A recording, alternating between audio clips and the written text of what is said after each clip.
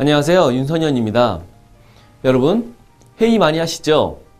혹시 회의만 회사 치고 잘 되는 거 없다는 말 들어보셨나요?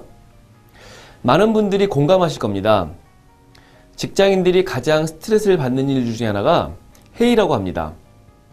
회의를 하면 오히려 또 회의가 생긴다는 말을 농담처럼 하기도 하죠. 회의는 회사를 건강하게 만들기 위해서 하는 것인데 그 역할을 못하는 경우가 많습니다.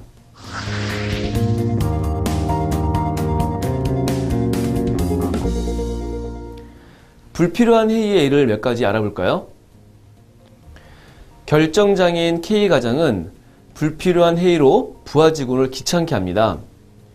사실 통상적인 문제라서 회의를 통해서 이야기할 필요가 없거나 문서나 전자서류로도 얼마든지 정보를 교환하고 결정할 수 있는 내용인데도 혼자 결정 내리는 것이 불안하기도 하고 또 섣불리 결정했다가 책임을 뒤집었을 것만 같은 피해의식이 사람들을 자꾸 불러 모으게 했던 것입니다.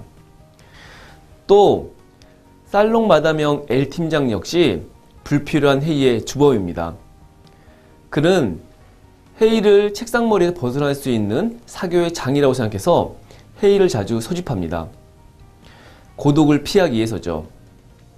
회의를 시작하자마자 자신의 고민을 빙자한 훈계를 한바탕 늘어놓으며 팀원들의 업무 시간을 갉아먹습니다. 그 밖에도 회의 주제나 목적이 막연하거나 명확하지 않은 경우 또 참석해야 할 사람이 빠진 상태로 회의가 진행되면서 회의가 산으로 가는 경우가 많습니다.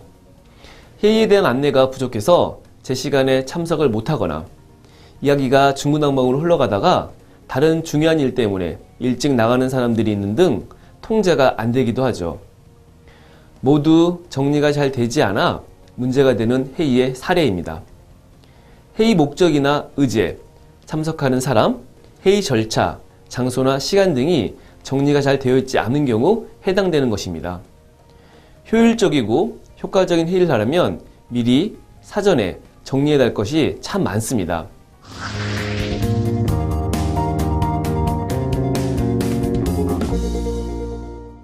저희 회사는 재택근무가 많아서 회의가 많이 필요한데요. 최소한의 시간을 투자해서 최대의 효과를 내기 위해 많은 노력을 했고 또 어느 정도의 노하우를 갖게 되었습니다. 몇 가지만 소개해 드리겠습니다.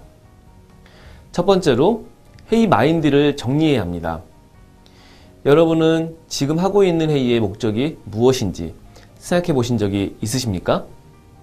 혼자 일하거나 메일로 공유하는 것이 아닌 다 같이 모이는 회의를 해야 한다면 반드시 그 목적이 있을 것입니다. 크게 세 가지 정도로 구분해서 볼 수 있습니다. 먼저 담당자나 부서 간의 업무 진행 현황을 공유하여 구성원 모두가 조직의 현 상황과 방향에 대해 알아야 합니다. 또 자신의 업무를 다른 사람의 관점에서 보도록 하여 담당자가 미처 생각하지 못하고 놓친 아이디어나 개선점을 얻을 수도 있습니다. 마지막으로 혼자 하기 힘든 의사결정이나 아이디어 등 함께 힘을 모아 해결해내는 것입니다. 회의 주관자가 참석자들에게 회의 목적을 명확하게 밝히면 참석 모두는 회의의 방향에 대해 공감대를 형성하여 목적 달성을 위해 노력하게 될 것입니다. 두 번째로 회의 규칙을 정리해야 합니다.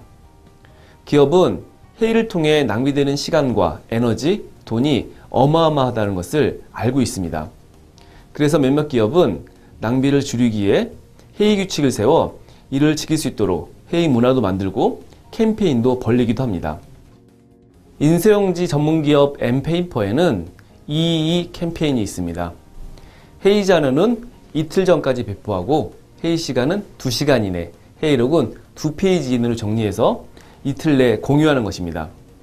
또 L전자에는 이보다 더 정리된 111 문화가 있습니다. 회의 자료는 최소한 1시간 전까지 공유하고 시간은 1시간 이내, 결과도 1시간 이내 공유한다는 규칙입니다.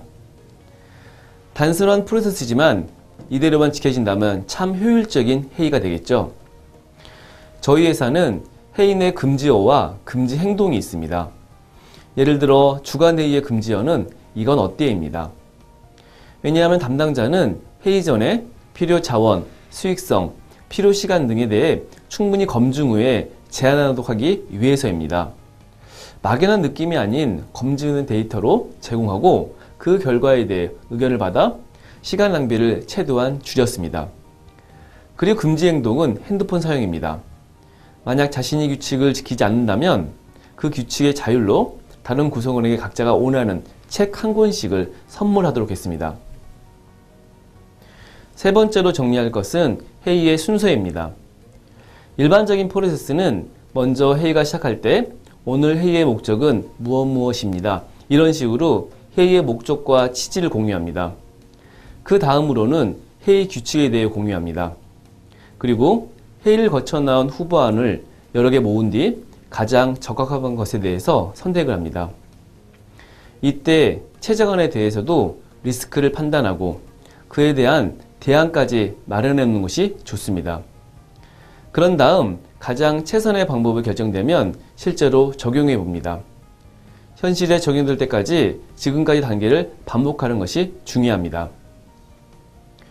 마지막으로 기본적으로 지켜야 하는 회의 매너를 지키는 것이 중요합니다. 사전 준비가 없는 말은 수다에 불과합니다. 예를 들어 주관자는 회의 전에 참석자에게 회의 안건과 관련된 간단한 숙제를 내는 것도 좋은 방법입니다. 각자 보고만 하고 끝났다면 회의하는 의미가 없습니다. 다른 사람의 의견을 듣고 한마디씩이라도 보태는 것이 중요합니다. 회의가 잘 되는 기업의 사례도 있습니다. 한 대기업에서는 일명 캔 미팅이라는 문화가 있습니다. 자유로운 토론 문화를 만들기 위해 직급을 정리한 사례입니다. 구성원들이 직급 구분 없이 수시로 현안에 대해 격이 없는 의견을 개진하고 최상의 해결안과 실행 계획에 참여하게 합니다. 또 국내 한 포털 기업은 회의 장소를 정리한 미팅 문화를 가지고 있는데 각 부서마다 게시판이 활성화되어 있어 자유롭게 의견을 게시하고 그에 대해 댓글을 다는 리플 문화를 통해 자연스럽게 특정 시안에 대해 논의할 수 있습니다. 이는 시간과 장소에 구애받지 않는다는 장점을 가지고 있습니다.